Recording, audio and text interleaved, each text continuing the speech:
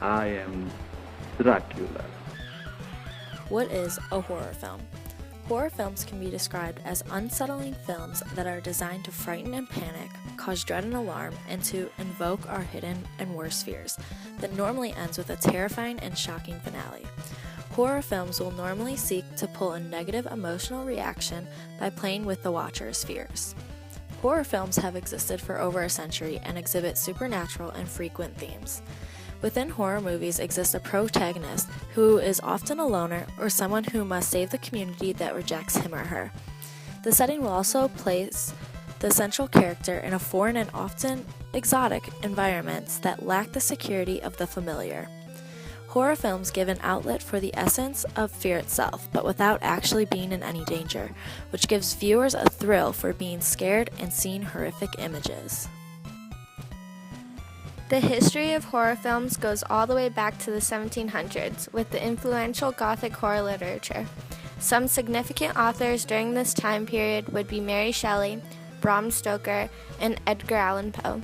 Some films influenced by these authors would be Frankenstein, Dracula, and The Telltale Heart. This will continue to influence films in the years to come.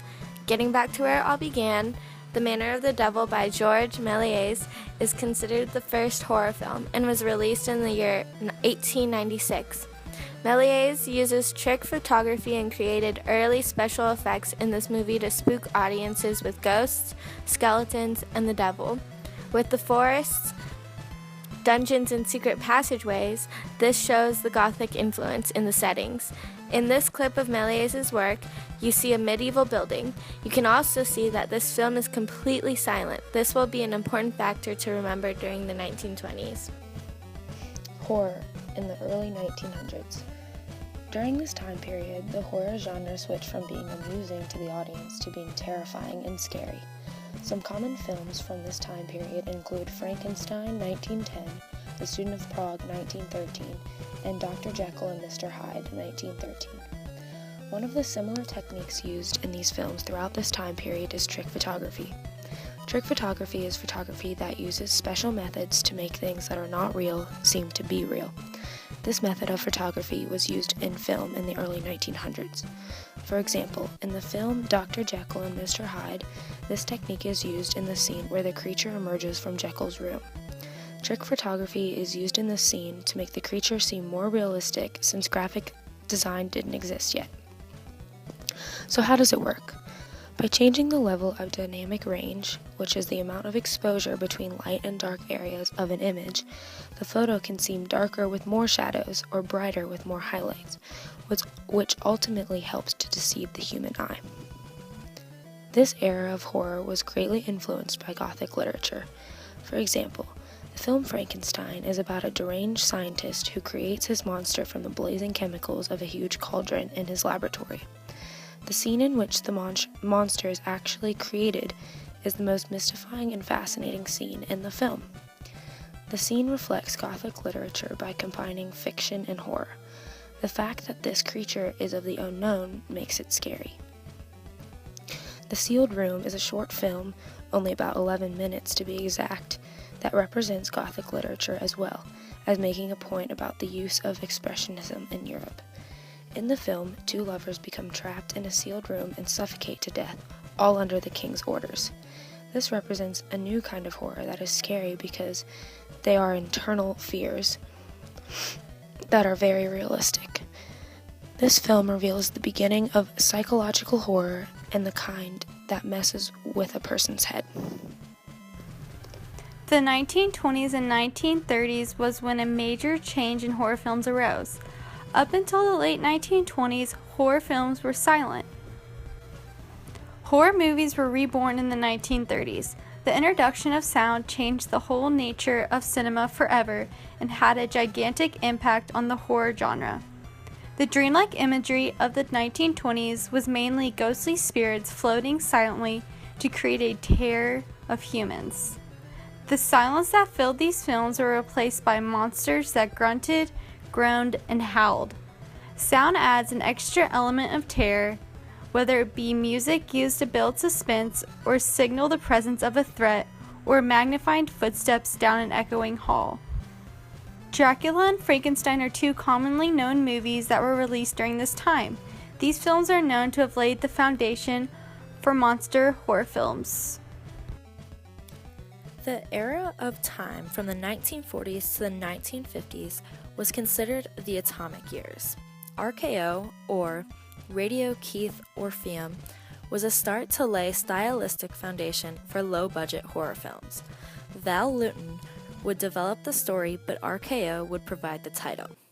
A popular film directed by Jack Turner in 1942 was Cat People, which was a psychologically scary film that would influence these types of horror movies in the years following.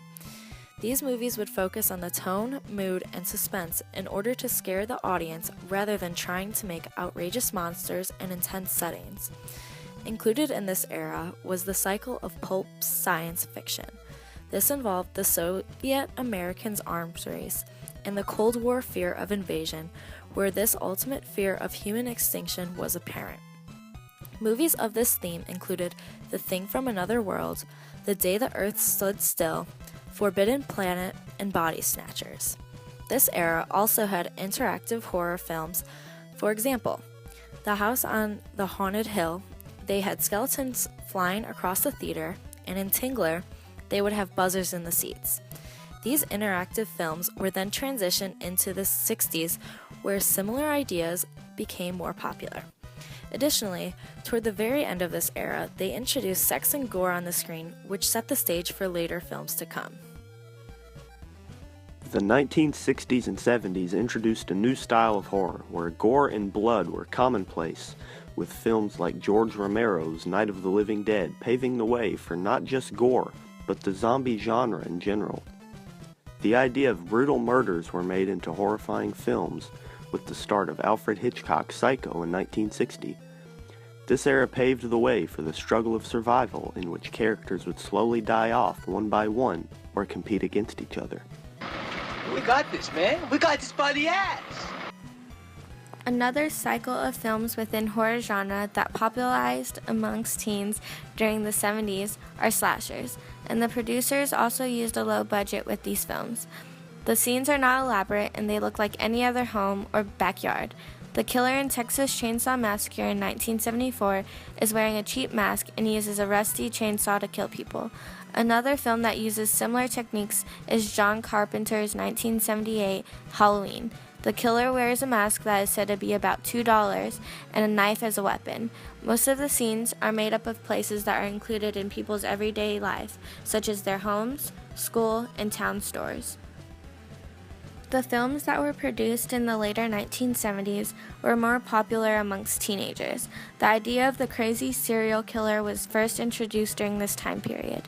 The main difference from other horror films is that the producers focused on how to scare the audiences with the least amount of money, and with that mindset, we have movies that have similar factors as reality, and this is another useful scare tactic. Horror in the 1980s. Horror in the 80s was mostly influenced from the 70s technique of producing low-budget films and using the same techniques. One common technique is the backyard formula, which refers to the setting of the time. 1980s horror movies most often have the majority of the scenes set in a house or a backyard due to low budget. When you think of 1980s horror movies, you tend to think about those cheesy movies that are more comical now than horrific.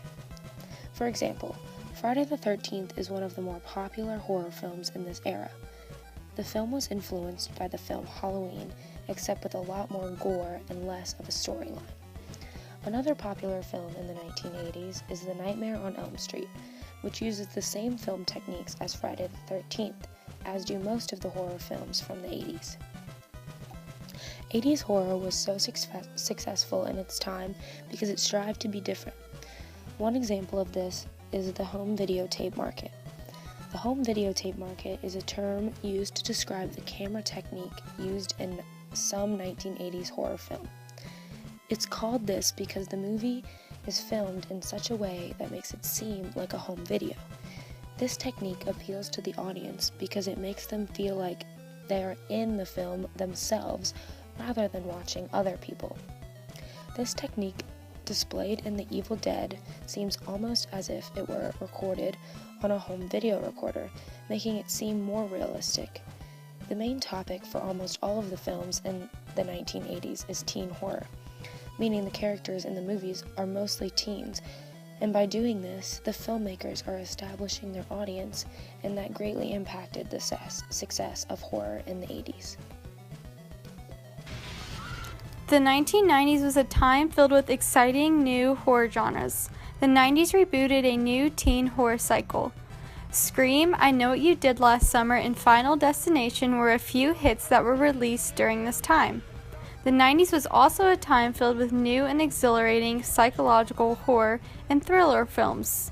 The Sixth Sense, Seven, The Others, and The Ring were a few examples of the new psychological horror and thriller films that were released during this time. The film that caught the eye of many viewers, however, was the screening of Silence of the Lambs, which was released in 1991. With its sick and twisted plot, this film brought a whole new meaning to the horror film genre. Compared to past horror films, this film used sound to create a more eerie and suspenseful horror-like feeling. Horror films in the 90s were filled with many close-ups to see reactions on the actor or actress's face. This shot shows the emotion that the actor is feeling. It also is used to capture detail of an important scene. 90s horror films also started to utilize the high-angle shot. These kind of shots are used to make the figure or object being looked down on seem completely powerless and vulnerable.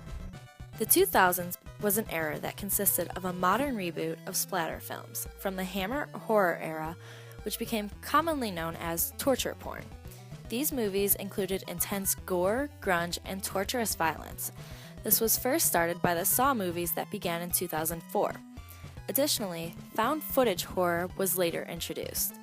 Found footage horror is a subgenre in films in which all or substantial parts of a fictional film is presented as if it were discovered film or video recordings. The events on screen are typically seen through the camera of one or more characters involved, often accompanied by the real-time off-camera commentary. An example of this was the Paranormal Activity that started in 2007. There is also a cycle of zombie apocalypse which involves Night of the Living Dead, 28 Days Later, World War Z, and Zombieland, where fears of medical pandemic and the breakdown of society fears brought on by the financial meltdown. Finally, films of this time involve found footage horror, many remakes, and many reboots. That's all for today, everyone. I hope you learned something on this brief history of horror, and thanks for watching.